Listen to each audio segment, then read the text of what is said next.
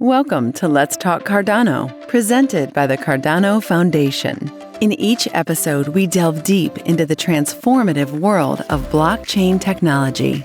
Join us as we explore how blockchain is reshaping industries from finance to supply chain and talk with some of the key pioneers at the forefront of this revolution. All right here on Let's Talk Cardano. In this episode of Let's Talk Cardano, we speak with the Plastiks team about how blockchain can verify plastic recovery, support environmental compliance, and enable transparent measurement and reporting systems. So hello, everybody, and welcome to Let's Talk Cardano. Thank you so much for joining us today.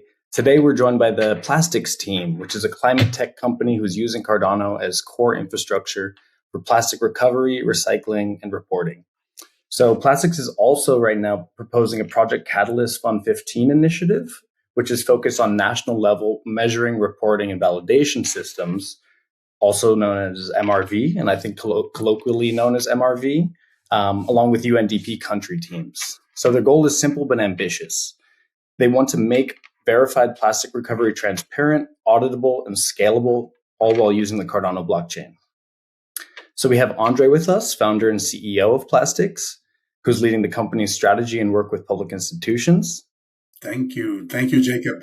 We also have Ana, the CEO, overseeing operations and delivery, including the Catalyst Fund 15 proposal. Thank you. And then we have Delfina, head of methodology and verification, who's leading verification and impact methodology. Thank you, Jacob. Thank you so much all for joining. It's great to have you here with me, and I think we can go ahead and get started. So first question is to André. I think to begin, we could just start with a brief introduction of Plastiks. Essentially, what problem are you trying to solve, and what exactly are you building? Well, thank you very much, Jacob. Ultimately, the company I founded 6 years ago, addressing the waste management industry, because in the eyes of the public, there was always a lack of transparency in that industry. And since the industry was built on two revenue sources, one of them being the collection of plastic waste, and the other one being the sorting and selling of that plastic waste as a feedstock, the philosophy of the company is to incentivize transparency by providing a third revenue source in the form of being able to sell the data. What data? Well, the data that guarantees that the waste is being collected and being recycled. And this data to be sold in the form of digital certificates, which we call plastic credits, which effectively can be used for extended producer responsibility compliance, environmental law compliance, to create financial instruments such as plastic credits to finance additional positive environmental impact, and to also create carbon avoidance credits to be able to incentivize the use of recycled plastics in the manufacturing process. So the vision carried out over the last 6 years essentially to focus on verifying that the waste is collected and recycled, and tokenizing that data for those three uses. It's pretty fascinating, and I'm a personal fan of what you guys are building. And so I'm curious personally about the blockchain aspect. So you've chosen Cardano as your base layer, and you're proposing to use it as true national infrastructure. So a couple questions. Why did you choose Cardano to build on? And why do you think it's the right blockchain to use at a government scale? Well, we started initially with the Celo blockchain, and eventually, as we were also doing product market fit from the beginning, it was a B2C model. And eventually, 3 years ago, coinciding with the leadership of Ana as Chief Operating Officer and Delphi on board as Head of Methodology, we decided to really go into a B2B format. And the blockchain, eventually Cardano, that was best suited for that was because of its environmental footprint. Obviously, it has proof of stake protocol. From the cost predictability, very important to be able to tell our customers, enterprises, what is the cost of usage of the blockchain to tokenize the waste recovery data. And obviously, from the perspective of longevity, Cardano has been really for many years. The experience we had with Celo, wonderful, but it went from L1 to L2, and ultimately enterprises and governments need stability and risk avoidance. And ultimately, Cardano brings that in the ecosystem in terms of its governance procedures and low-risk deployment. And when we're working with governments and enterprises, that is what they need.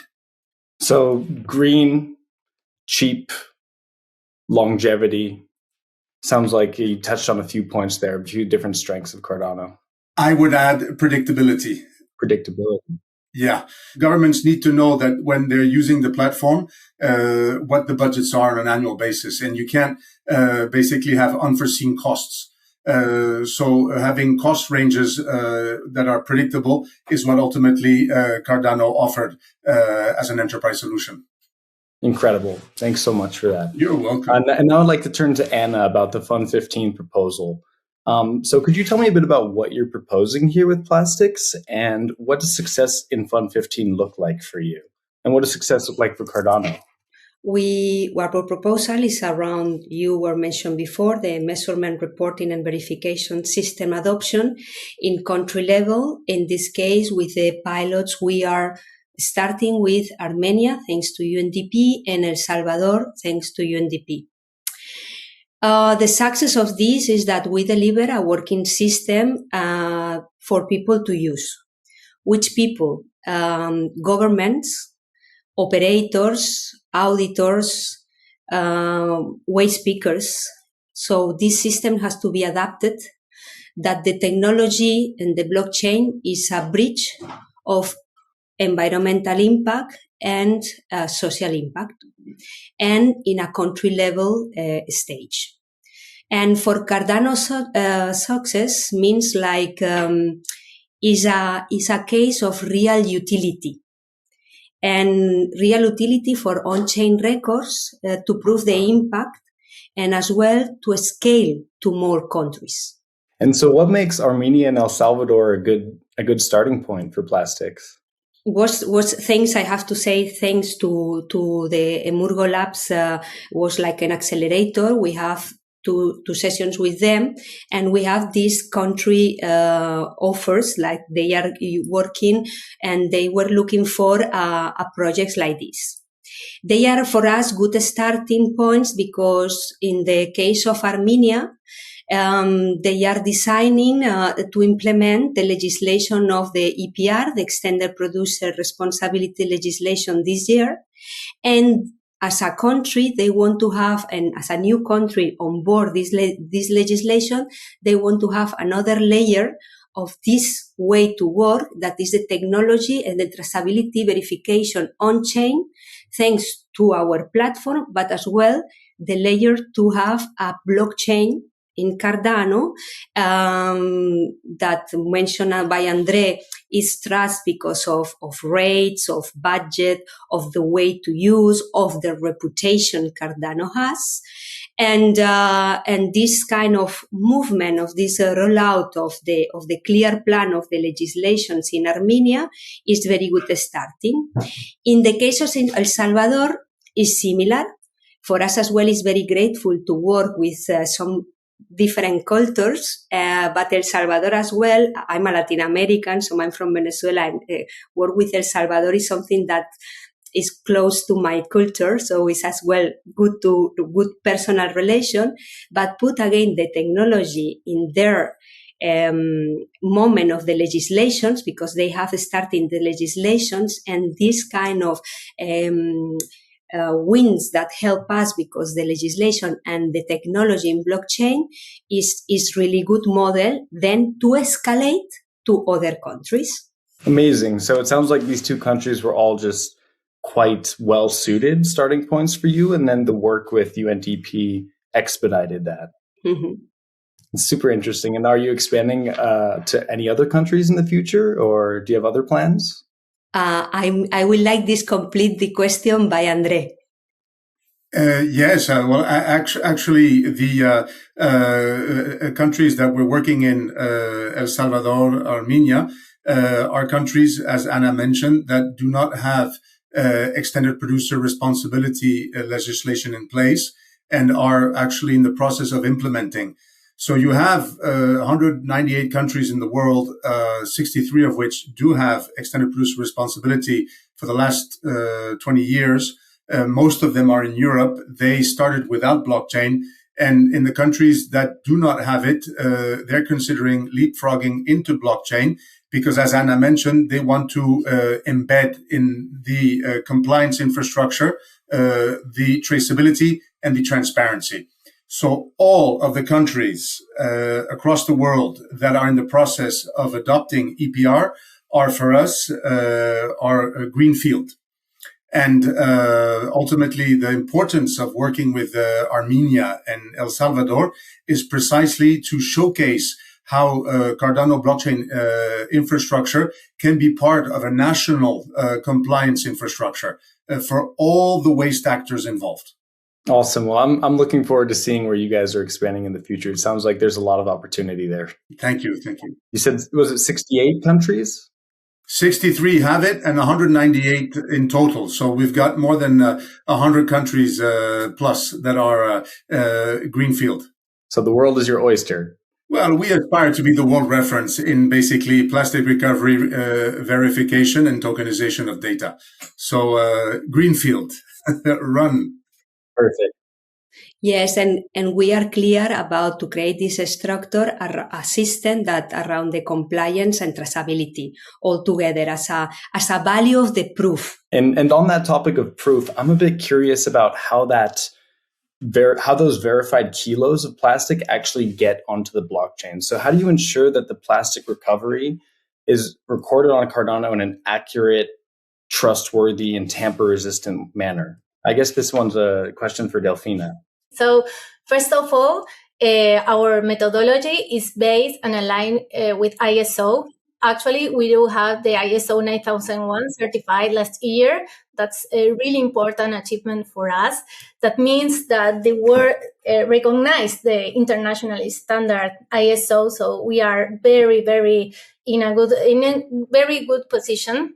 And secondly, we have the methodology that previously any entity that wants to start issuing digital recovery certificates into the blockchain must be part of an accreditation process. And this process is a 360 verification of many topics like sustainability, quality, environment, health and safety, finances. So we assure that the entity is ready and it's credible, trustworthy, and they are ready to do operations into the blockchain. So when the time comes and the entity is ready to start issuing the certificates, we assure that the triple documentation, that's a terminology that we have into plastics, means that we ensure that an invoice, a proof of payment, and a waybill are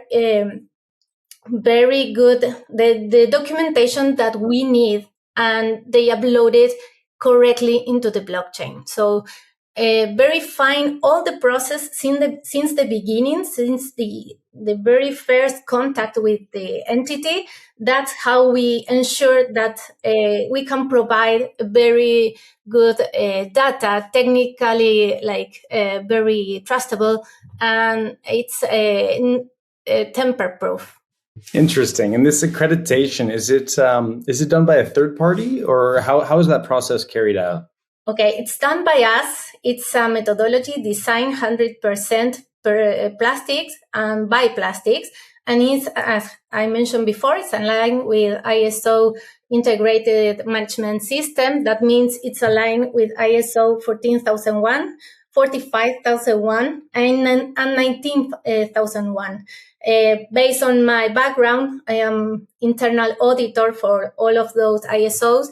That's why we build up the methodology with that alignment, because in the future and right now we know that it's important to be recognized and be strong since the beginning, and also because every requirement was carefully designed to be achieved by any entity in the world. I mean, although it is an accreditation process, we know that there are different realities across the world, and it's not the same one country to another. So it's not the same, for instance, Spain, an accreditation process with an entity in Spain rather than in El Salvador or a country in Africa.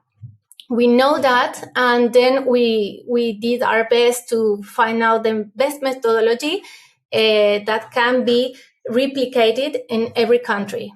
Amazing. So it sounds like you're tailoring the accreditation process based on where these organizations are from to some extent.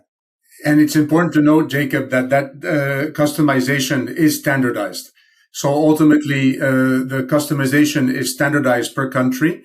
And then on the platform, with AI tools, the documentation are uploaded as per the standardized accreditation for that country.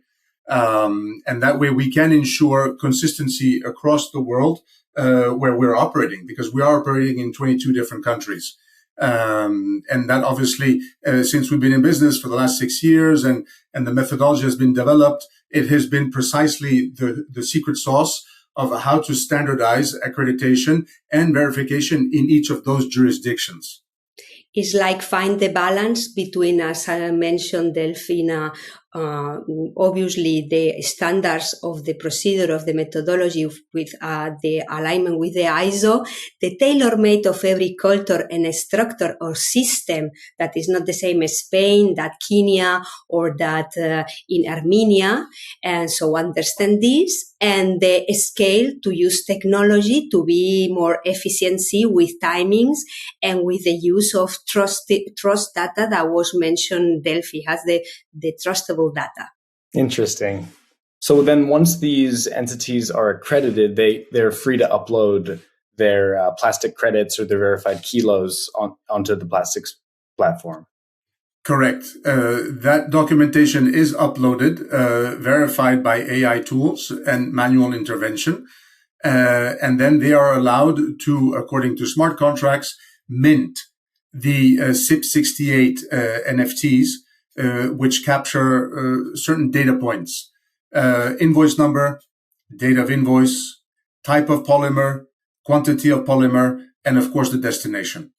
And those data points are the ones that are therefore on NFT and are showcased in a standard Web2 dashboard, which are used effectively for the EPR compliance. However, if you want to transfer the ownership of those NFTs, the platform allows for our customers to create dashboards for their customers. And so therefore they can link these NFTs to the underlying waste that is being shipped and delivered. If they want to sell these certificates as plastic credits to become funding mechanisms for additional impact, basically selling the ownership, they have to link them to what we call roadmaps. Perhaps, Delphi, you can talk a little bit more about the roadmap also, which is a process subject to standardization. Yes, and also it's very interesting what roadmaps can bring, because we set the roadmaps together with the entities based on their needs, and we assure that they have a very strong environmental or social impact. And because of the plastic credits environment, the social component is very, very strong compared, for instance, with the carbon market. We know that the waste management systems attract and also are the work for many, many families around the world. And for example, we have roadmaps across the world that empower the workers. For instance, we provide the roadmap to buy personal protective equipment to enhance their working day, and other type of roadmaps that we have, for instance, are the purchase of machinery that can provide more material recovery and also a material conversion to other type of products, and also environmental ecosystems cleanups. That's important because also the cleanups, to clean up nearby ecosystems, means that the society are involved. So also we want always, and we try to involve the community. We try to make impact locally where the entity is. It sounds really meaningful, like really meaningful, rewarding work. Yes, and we know that we have that power. So we try and we do our best on our daily basis. We work very hard, and we always are in communication with the entities. I mean, we build up a relationship with them because we want to really get to know them, because we want to try to make plastics a really powerful tool for them. Yeah, that's really great to hear. And by doing that, you're basically encouraging usage, because our business model is based on usage in terms of upload documentation, have it verified by the platform and tokenized on Cardano. And we're charging 1 cent per kilo for the use of the entire platform, for the infrastructure, the processing, the verification, the dashboards, everything is all included in that price. So obviously, it's very important to encourage all of the companies that are working with us, the entities, to really understand how to get maximum benefit of the transparency and traceability that the platform affords them. Incredible. So I've heard a lot of different stakeholders thrown around in this conversation. We have regulators, auditors, recyclers, public institutions, and governments. So I have a question for Ana, which is, how do you design a product that satisfies everybody? How do you design a product that really satisfies all involved stakeholders?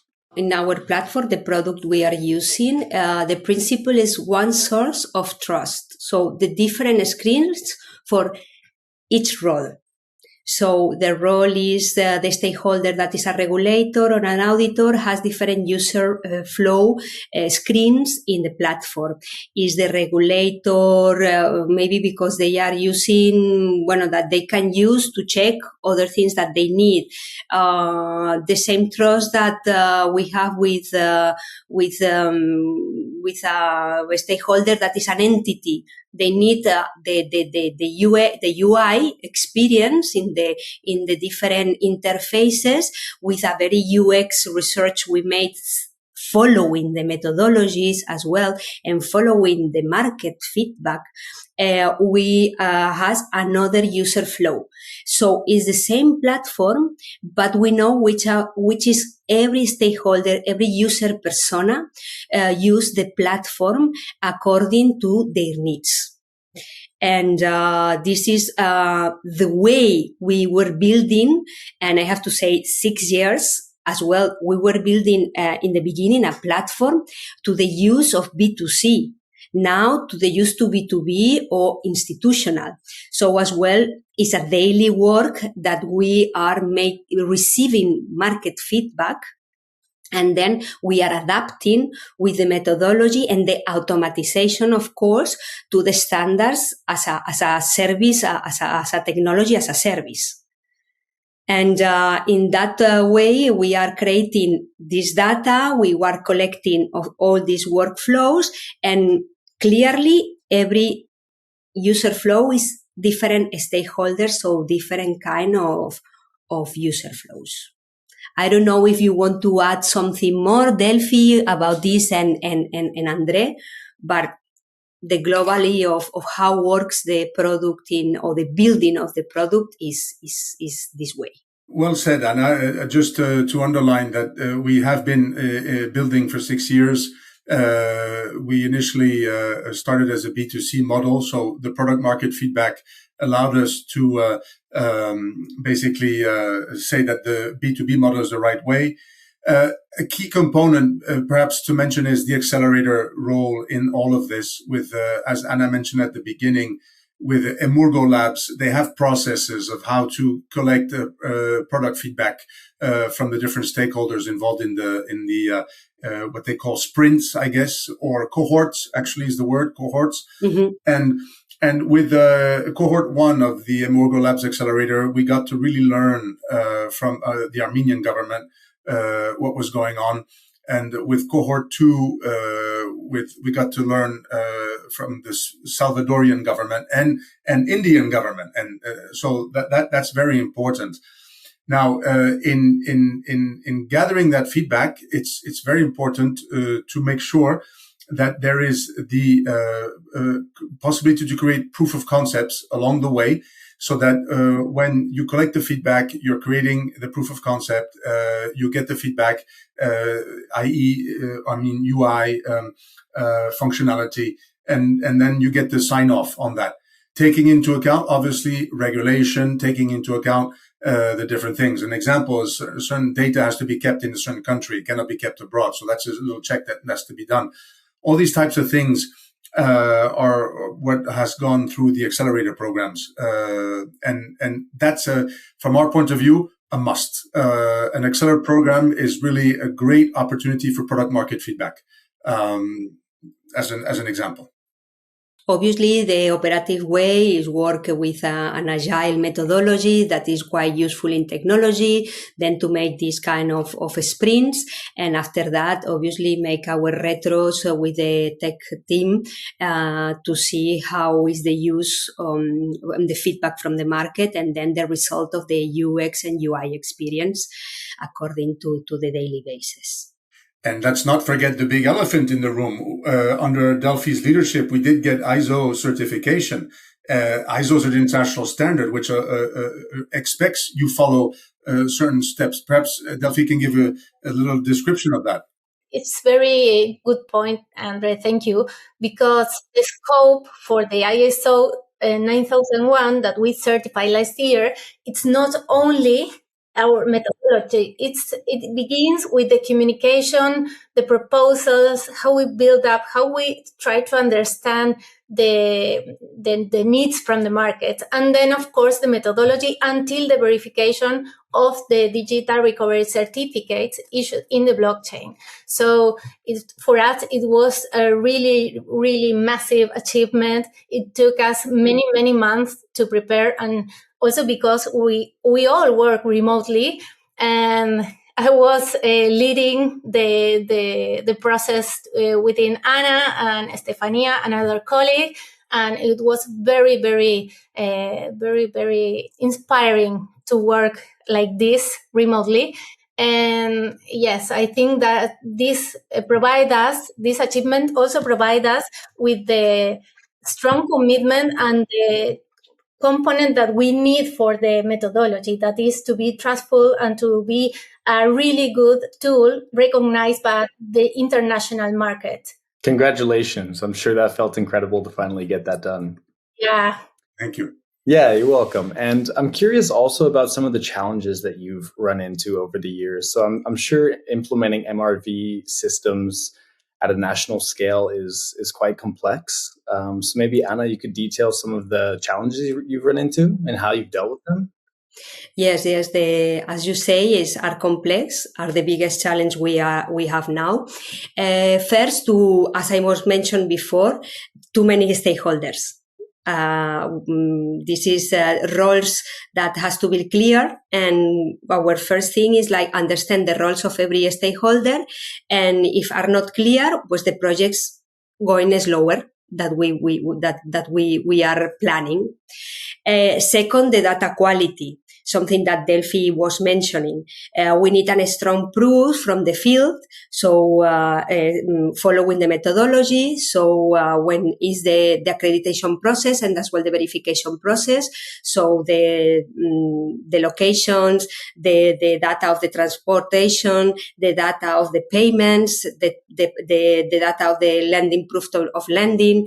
All this kind of data is if there is weak is quite difficult. So it's another challenge.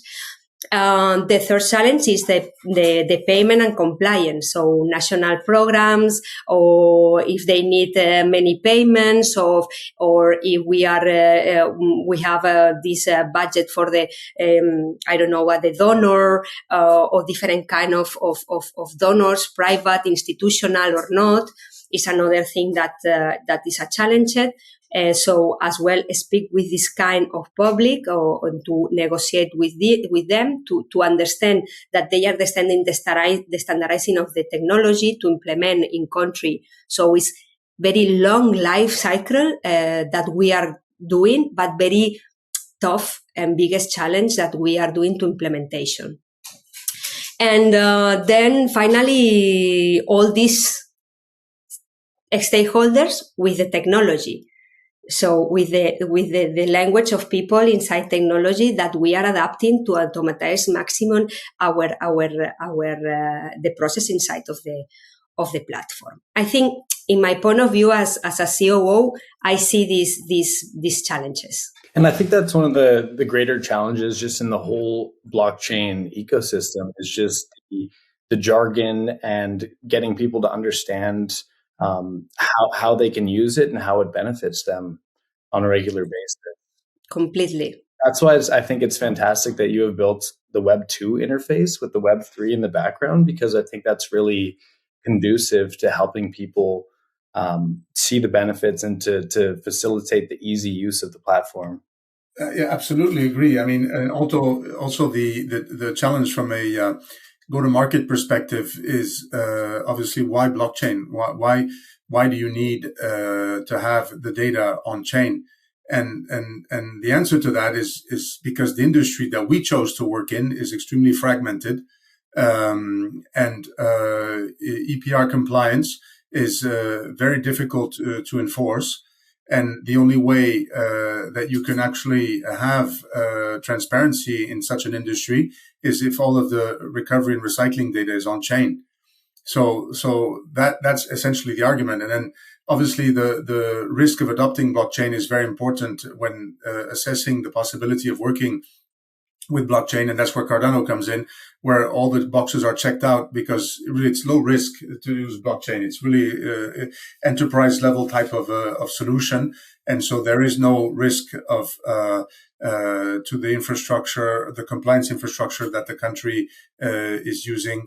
And that's also very important. But ultimately, the Web 2 interface is the tip of the iceberg in terms of making it transparent, taking away blockchain as a discussion point, other than, okay, how does it work under the hood? Blockchain. And those are the reasons why we give, obviously, that it's important. But in the day-to-day, the interaction with the platform is very user-friendly, and it has to be Web 2 focused, so that there is no complexity in how to use it. Danone is a perfect case study. We're working with Danone for about a year and a half now in Spain. And they definitely not only saw the value of using verification on chain, but also are very adept at using the platform because it's Web 2 friendly. So definitely making it simple to use, transparent, and not over complexive or complicating things is the way to deploy. Absolutely. And you actually just answered or partially answered some of my next questions, which was, how do you convince these governments when you're in conversations with them, and what makes Cardano and just public blockchain infrastructure compelling compared to normal databases?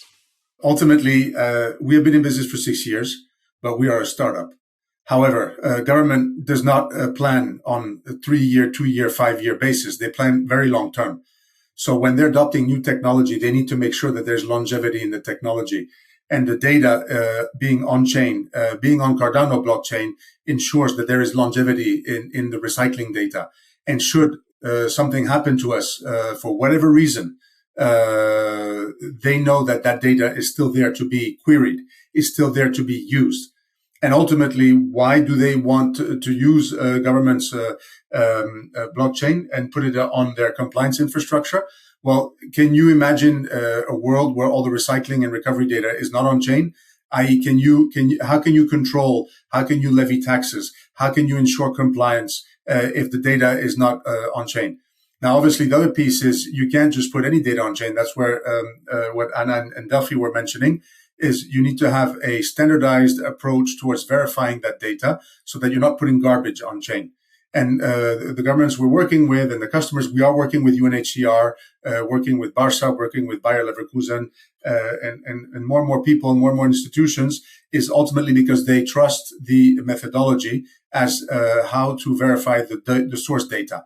And then, of course, the technology is where that source data goes and is no longer dependent on the startup, but it's on Cardano blockchain for future use. So these are what goes into the minds of the decision-making process. Absolutely. So even if something happens, that data is there forever. It cannot be changed. and it can always be queried. Correct. Yeah, that's a huge strength. Correct.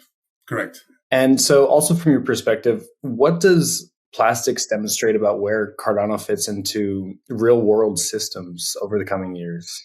Well, let me just give a very clear-cut example of what we're doing, so that it's understood what's at stake. Sorry for the play of words. Basically, extended producer responsibility legislation essentially states that any country has to create what we call a producer responsibility organization.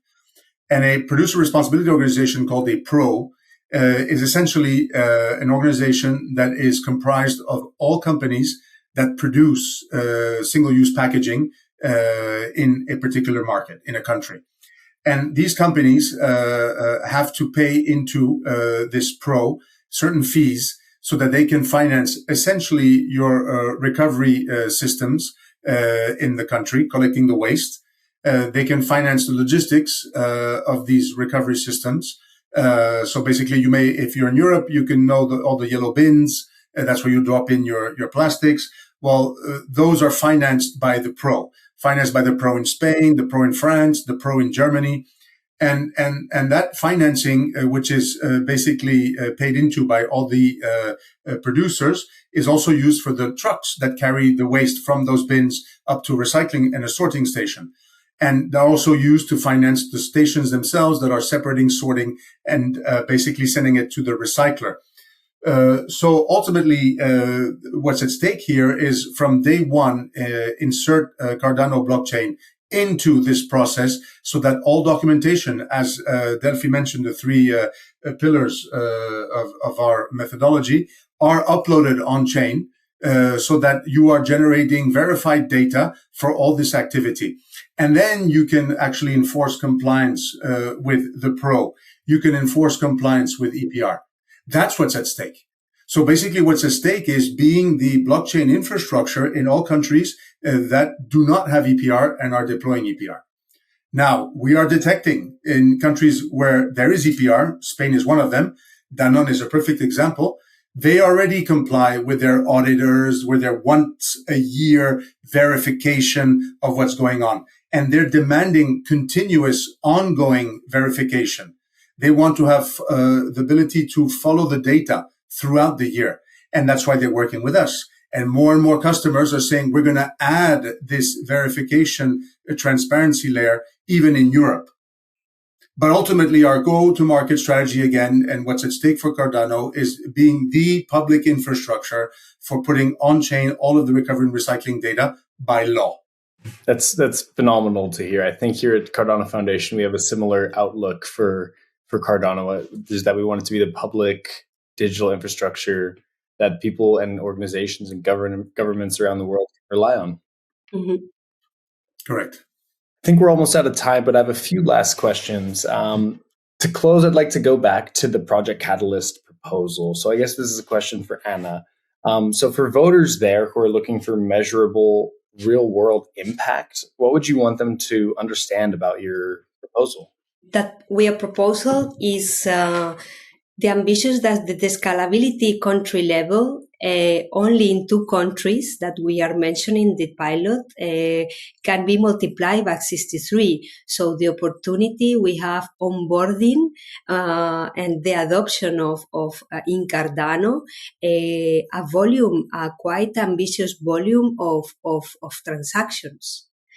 The second is the understandable of the lack of transparency in the waste management system and the laws that the EPR legislation are interest that the implementation in a lot of countries, and the life of these kind of governmental or country level clients are very long, is a utility and ambitions a utility and a scalability project that can do a very good reputation.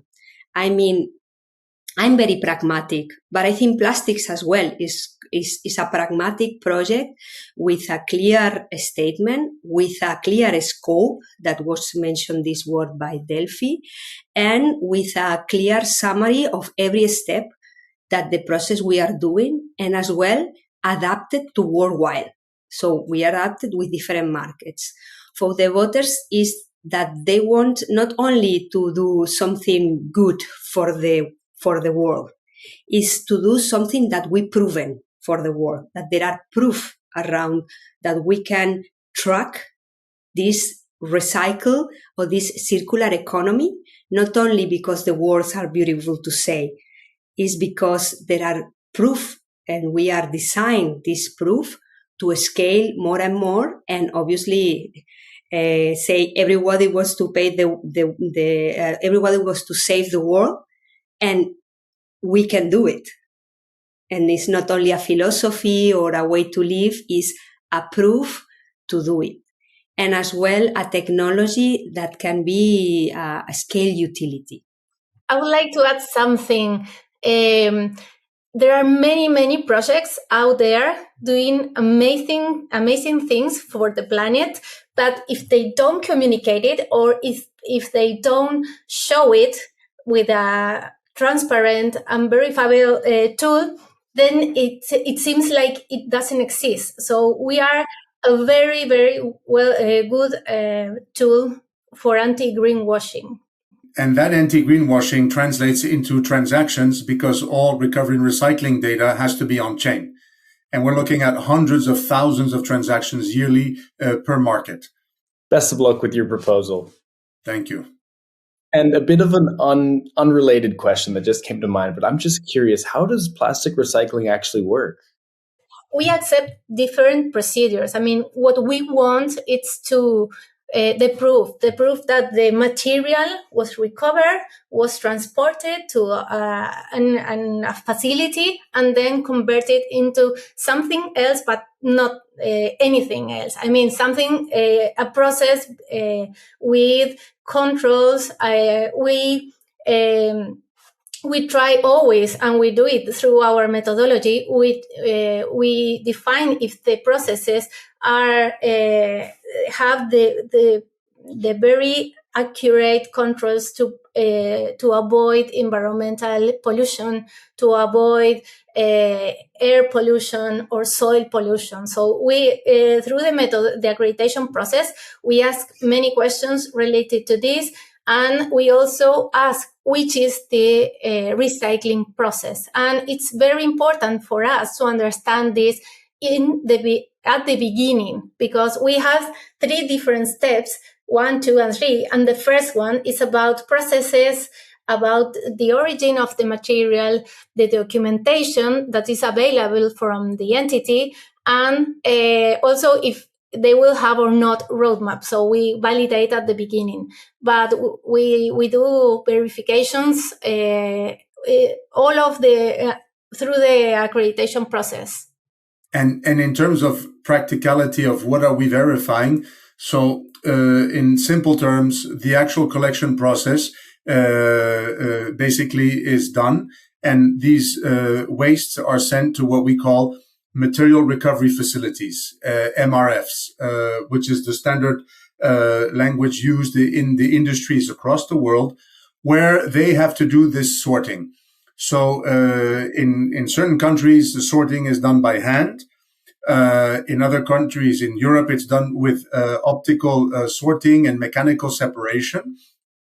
And then once the material is identified, it is sent towards what you call processing. And that means a washing line.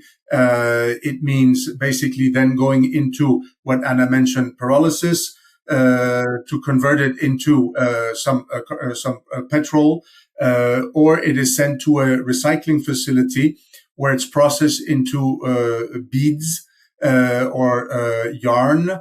That is in of itself, again, washed and processed. And then that is sold to the manufacturer for it to be used in the new packaging, in the new product. That's the simple process. All the hard to recycle materials, and certain plastics have what you call recyclability. PET has a high degree of recyclability. Which is why you heard the term rPET. recycled polyethylene. Other plastics have low recyclability and need to be either burnt because they cannot be used, or they need to be transformed into petrol, or in many countries they're just thrown into the landfill, and that has to be caught, and that's what we do.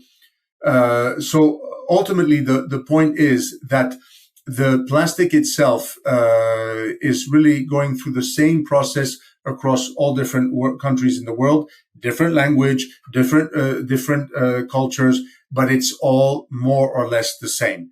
Collection, sorting, and then sorting means identifying the type of plastic, etc. And of course, you have this circular economy initiatives that are meant to try to do something with the hard to recycle plastics that is being collected from the sea. Fish nets, for example, don't qualify as a product that can be reused. You cannot use the plastic for a fish net for a bottle. So what you do is you transform it. And then that's the other process that is used. It's called transformation. Transformation into other products, into construction materials. See, a lot of industrial materials for construction for this kind of plastic. So that's how it works, Jacob, pretty much, from a very simple point of view. Okay, thank you so much. I was just personally curious about it. That was a great answer. Oh, thank you. And my last question is also for you, André, which is, what does the world look like if plastic succeeds at a great scale? If plastic succeeds, basically in many of the countries that we have named, Cardano blockchain is constantly doing transactions with the recycling and recovery data. And governments and fast-moving consumer goods companies and all plastic producers in each of those countries are using on a day-to-day basis the blockchain to report, to do what Delphi said, communicate, and to do what Ana said, basically scale their operations on the basis of verified data. So ultimately, if we succeed, we've seen the countries that we're already working with and all the other ones that we wish to work with, the use of blockchain as the form of traceability and transparency in the waste recovery industries. And it should be plastics. Yeah, that's a great vision. Well, thank you so much, everyone, for joining. I have one last little question that's on my mind. I'm just a bit curious about that jersey that's behind Ana. What is that? Well, this is because our first very international and reputational, and everybody knows, I think, is Football Club Barcelona. As well is close because I'm living in Barcelona, André too. Delphi was living long time in Barcelona. So for that reason, I have the big pleasure to meet her in the past. And the first client was Football Club Barcelona. As well, they were sponsored with ACNUR, so UNHCR, that is as well a client of us. And they print this T-shirt for us in the first campaign we made with the NFTs. That was the digital certificates with rewards to recovery the data to recovery plastic, and the other one that the funds or the culés we call they collect these plastics. It was hard that the public understand this in their time because sometimes the consumers are, I'm not responsible of that. Why the brands are not responsible to clean or make something with the planet? But was proud because the relation we have with Football Club Barcelona and with Barça Vision, that is the part of Web3 ecosystem in Football Club Barcelona, is very good relation, and is motivated because we know the people there, and yes, we have this in our small office here in Barcelona, this jersey. No, it looks great. Thanks so much for that. And I'm looking forward to have the T-shirt from Messi here. Because I'm from Argentina. I actually living in Argentina. And my dream is to have the Messi T-shirt. The Messi one that we would like. We have a plastics T-shirt tailor-made and signed by Messi, of course. It's another goal we have. All right. Well, thank you everyone so much. It's been a real pleasure chatting with you. So a huge thank you to the Plastiks team. If anyone out there is tuned in and listening, you can discover more about them at plastiks.io. That is Plastiks with a K. And then if you're interested in supporting their work, please review their Fund 15 proposal and participate in the Project Catalyst voting. This has been Let's Talk Cardano. We appreciate your time. Thanks so much. Thank you, Jacob. Thank you. Thank you. Thank you for joining us on Let's Talk Cardano. For more insights and deep dives into the world of blockchain, don't forget to subscribe and reach us at cardanofoundation.org, where you'll find extra resources and content on all things blockchain. Leave us a review wherever you enjoy podcasts. Follow us on social media and stay tuned for more coming soon.